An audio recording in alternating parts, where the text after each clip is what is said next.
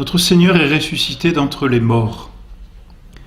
Alors nous avons, la fois précédente, examiné le dogme lui-même, c'est-à-dire cette vérité de foi, en quoi consiste la résurrection de notre Seigneur qui retrouve la vie et qui est victoire sur la mort.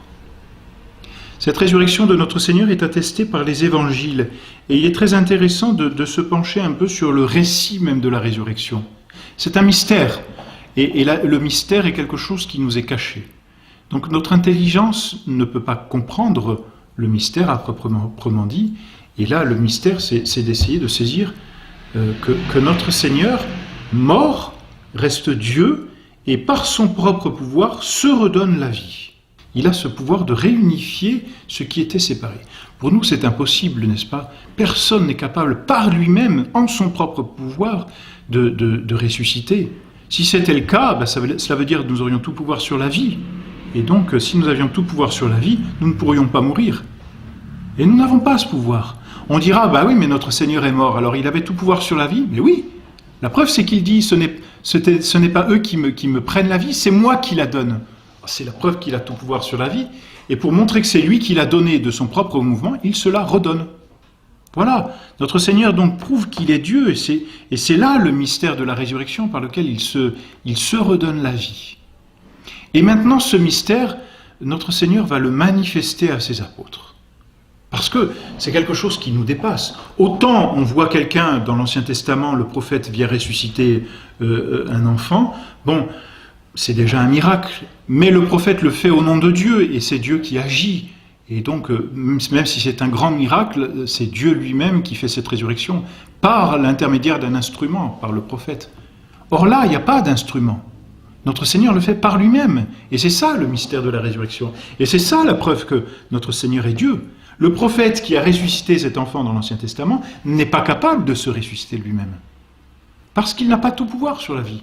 Tandis que notre Seigneur qui a ressuscité, comme dans l'Ancien Testament, est capable aussi de se ressusciter par lui-même. Maintenant qu'il est ressuscité, notre Seigneur va donc se manifester à ses disciples, à ses apôtres.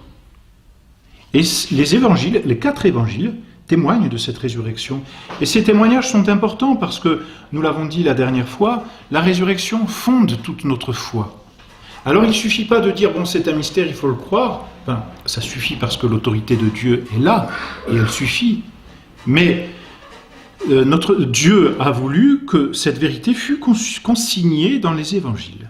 Et donc on a les récits des 4 évangélistes, Saint Matthieu, Saint Marc, Saint Luc et Saint Jean, donc, qui nous sont consignés, par lesquels il nous est manifesté que notre Seigneur est ressuscité.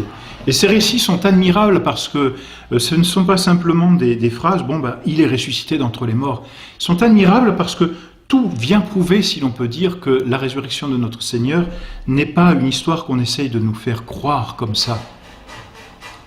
Que se passe-t-il? On est au matin de la résurrection. Quand notre Seigneur est ressuscité, on n'en sait rien. Il y a eu un tremblement de terre, c'est certain, et les évangélistes le disent. Mais notre Seigneur est probablement ressuscité un peu avant, dans le silence, au début du 3e jour, parce qu'il est resté 3 jours dans le tombeau. 3 jours, alors nous pensons 3 jours, c'est-à-dire 3 fois 24 heures, et nous disons, mince, comment cela est-il possible? 72 heures dans le tombeau, on a beau compter, ça ne marche pas. Non, 3 jours, on employait le mot de jour pour ou le jour entier, ou simplement une partie du jour. Alors notre Seigneur est resté au tombeau, le vendredi soir, donc première partie du jour, mais ça compte pour un jour. Notre Seigneur est resté au tombeau le 2e jour entièrement, le samedi, et puis il est resté un peu au tombeau aussi le dimanche, en partie, et ça compte pour un jour. Du reste, on dit, à juste titre dans le credo, et notre Seigneur le dit, le 3e jour est ressuscité des morts. Bon.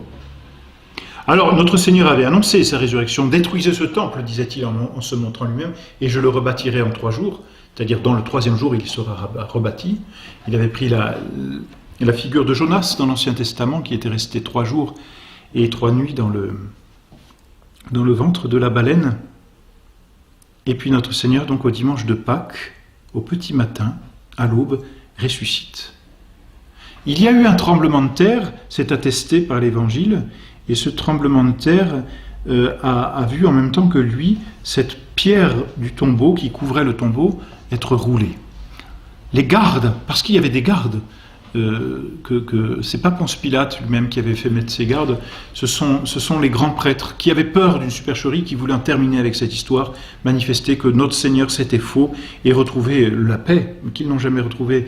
Alors ils avaient mis leurs sentinelles, des gardes qui se reliaient toutes les 3 ou 4 heures, je crois 3 ou 4 gardes qui se reliaient toutes les 4 heures, donc il y avait cette sentinelle qui gardait le tombeau, et voilà que les soldats voient cette pierre écartée et les anges tout resplendissants, ils sont effrayés. Absolument effrayés. Alors que font-ils? Ils s'en vont et ils vont voir les princes des prêtres. Bon. Et pendant ce temps, que se passe-t-il? Eh bien, les saintes femmes, on est à l'aube du dimanche. Le sabbat est terminé. Donc, elles avaient acheté de façon, très prudente, les aromates, tous les parfums qui étaient en usage pour l'ensevelissement du corps.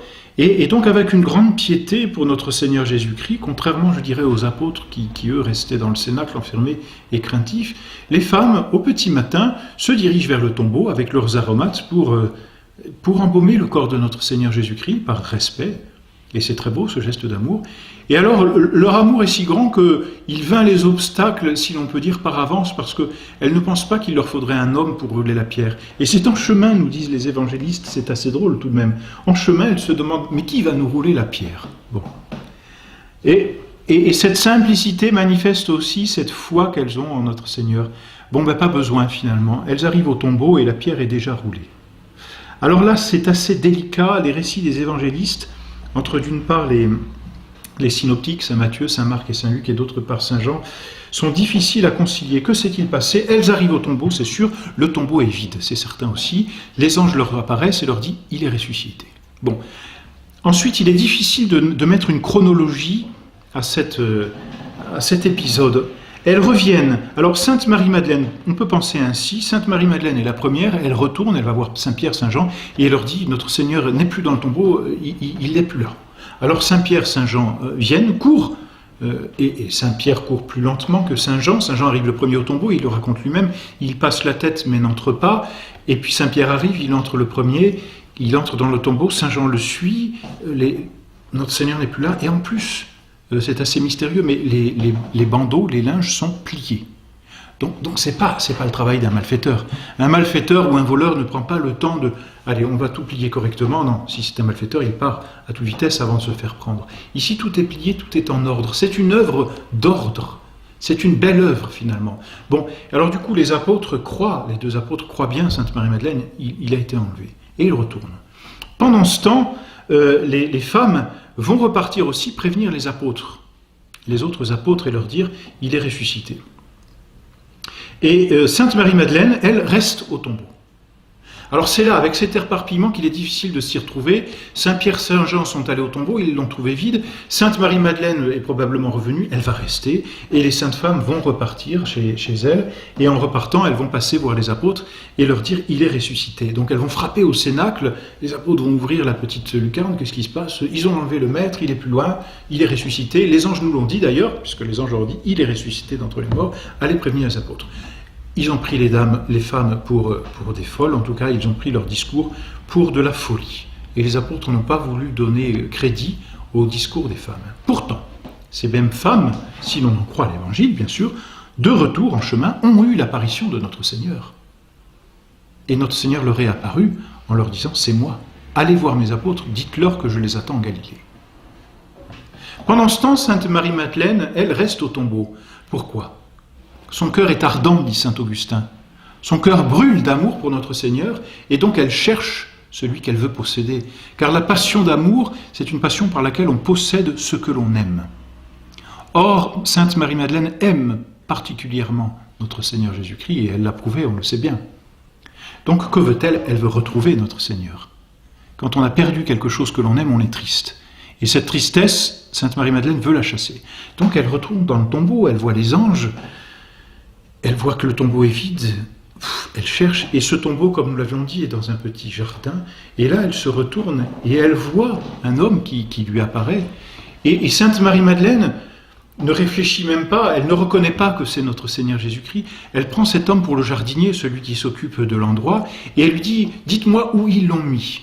C'est une phrase qui n'a aucun sens. Pour nous, elle a un sens, parce que nous savons ce que Sainte Marie-Madeleine fait là. Mais vous imaginez le jardinier, si c'était lui. Il arrive, il voit cette femme, et cette femme a dit « Dites-moi où ils l'ont mis ». Qui, il, quoi, il. Et qui l'ont mis, L', qui. De quoi vous parlez, de qui vous parlez, qui a fait quoi à qui. Hein, la phrase de Sainte Marie-Madeleine est assez mystérieuse pour cet homme s'il n'avait pas été notre Seigneur, mais elle manifeste aussi l'ardeur de l'âme de Sainte Marie-Madeleine.